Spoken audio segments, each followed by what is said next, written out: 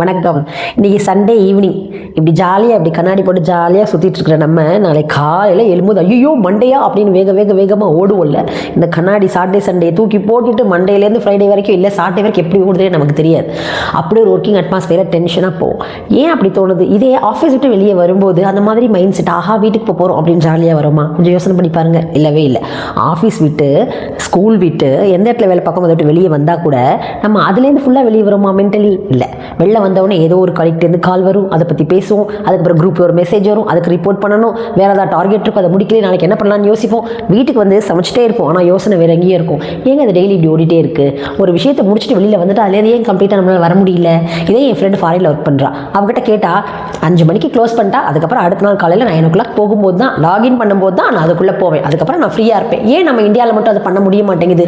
இது இங்கே மட்டும் தானா இல்லை எல்லா இடத்துலையும் இப்படி தானா? இதுக்கு ஏதாவது மாற்றம் இருந்தால் ஐடியா இருந்தால் சொல்லுங்கள், கண்டினியூ பண்ணலாம்.